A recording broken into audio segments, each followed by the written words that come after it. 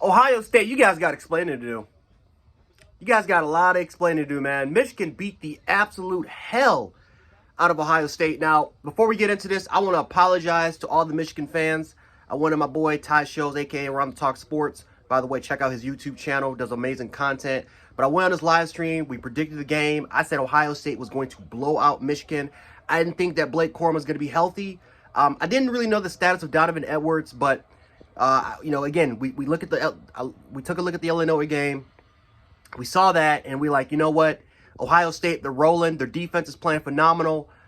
I think Ohio State is going to blow this team out. So I want to apologize to all the Michigan fans because they destroyed Ohio State, mainly in the second half, right? The first half, it was extremely close. It was entertaining, but it was surprising. J.J. McCarthy was a baller today, right?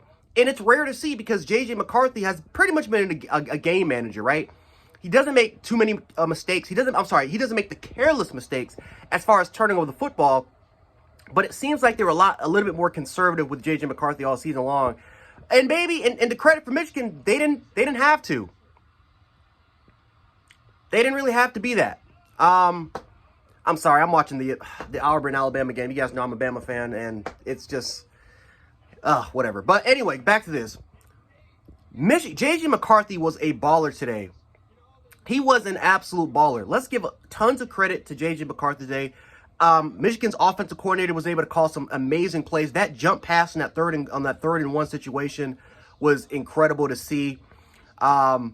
Listen, Michigan was able to establish physicality, tire Ohio State early a little bit in that second half, and boom, they were able to establish a little bit of a ground game. Donovan Edwards got going, and the rest was history. J.J. McCarthy, again, even though for the most part I thought Michigan was able to dominate Ohio State in the second half, J.J. McCarthy deserves MVP honors. He did the best he possibly could here. He outplayed C.J. Stroud.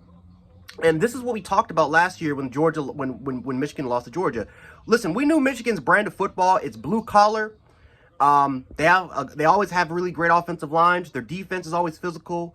But there's always been a question of talent between them and some of the other conferences, like primarily the SEC, like Georgia and Alabama. And can they compete with those teams? Can they win the shootout games against Ohio State when the talent is equal? And Michigan has been under, and especially Jim Harbaugh has been under so much scrutiny really over the last decade, since Jim Harbaugh has been there and he's reestablished the identity of the program. He's been under a lot of criticism because of that. But that's 2 years in a row now, guys, that Michigan has outplayed Ohio State, and they've won by double digits every single time. This is, I think, Michigan's biggest. This is the biggest score differential, I think, because again, 45-23. I think last year they was able to win the game by a couple scores. But yes, yeah, the second half, Michigan has dominated in both these matchups. And once again, it was a question of physicality in the second half for Ohio State that was it was in question. But give a lot of credit, man. Michigan's receivers, they were able to step up to the plate. The running game in the second half was able to step up to the plate, mainly with the offensive line. And J.J. McCarthy was that dude. He became that guy for this game. And let's give credit where credit is due, guys. It's just, I can't even really say it enough. I'm shocked. I did not think a blowout was going to happen. And this was just absolute, complete annihilation in the second half. Now, if you're a Buckeyes fan, I don't know where to go with you with this. I don't know where to go. C.J. Stroud's going to be gone, but maybe that's, I don't know, maybe that's for the best.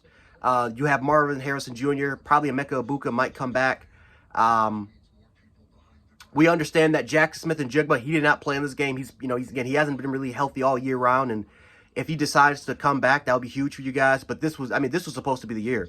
The defense had a lot of experience. The defense, JT Tuimalau, Jack Sawyer, Zach Harrison.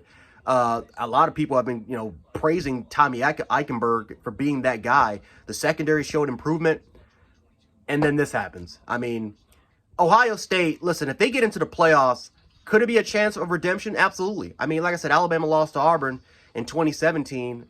We got physically dominated in that game, and Alabama ended up winning a national title. But this score was a lot worse. This game, I think, was a little bit more worse because at least that game for Alabama-Auburn was competitive, at least going into like the last 7 minutes of the fourth quarter. But nah, this game is way worse. I don't know. Does Ohio State, do they deserve to get in? No, they don't. But knowing the playoff committee and knowing how everything is, they look at the eye test for the entirety of the season, they still might get in. So we're going to have to see what happens. But No, give credit where credit is due. Michigan was dominant, and 2 wins in a row now. Could we potentially see a streak for years to come? Who knows?